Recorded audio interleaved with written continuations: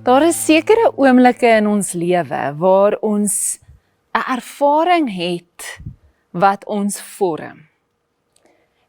En dit gebeur wanneer ons begin besef dat die wêreld nie buig volgens ons planne nie.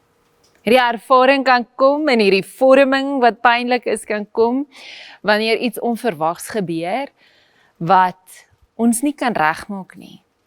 Soms is dit 'n gesprek wat skeef loop, soms 'n situasie by die werk wat ek nie kan bestuur nie, soms 'n verhouding waar iemand anders se keuses my lewe raak. En in daardie oomblikke kom ek agter en kom 'n mens tot 'n ongemaklike ontdekking. Jy kan nie alles beheer nie. Ons word egter grootgemaak met die idee dat 'n goeie lewe 'n goed bestuurde lewe is, nie waar nie? Ons leer vroeg reeds dat 'n mens dinge moet regkry, probleme moet oplos en uitkomste moet verseker. En baie van ons identiteit begin mettertyd rondom hierdie vermoëns gebou te word. Wanneer dinge goed verloop, voel ek bekwam. Wanneer dinge uitmekaar begin val, voel dit asof iets in myself ook uitmekaar uitval. En is presies met hierdie agtergrond waar die gebed van Jesus uit Lukas 23 vir ons 'n ander pad wys en 'n ander pad kan oopmaak.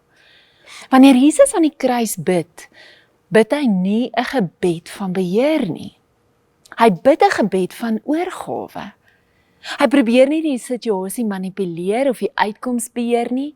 Hy plaas homself in die hande van die Vader en gee homself oor in die hande van die Vader. En hierdie gebed kom uit 'n ou psalm wat gelowiges al eeue lank bid. Psalm 31 wat sê, in U hand gee ek my gees oor. U het my verlos, Here, God van trou. Nou, hierdie gebed help ons om te besef dat oorgawe nie begin wanneer alles vir ons sin maak nie.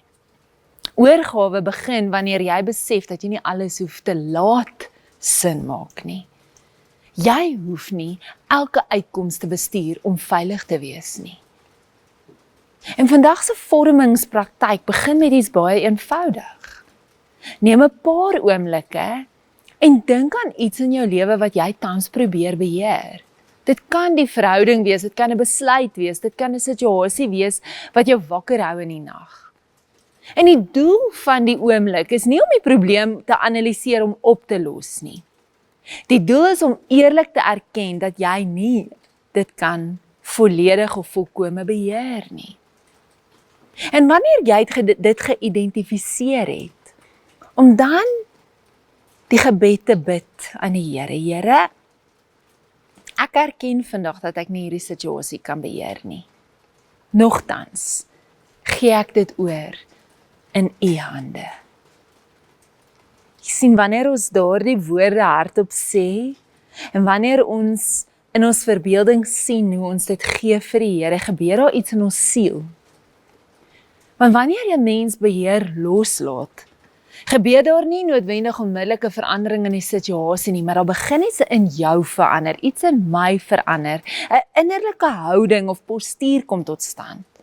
Ek begin ontdek dat geloof nie beteken ek moet alles oplos nie. Dit beteken dat ek my lewe in die hande van God plaas. En mag jy Jesus daarin volg vandag, in jou eenkant kom tyd. Kom ons bid saam.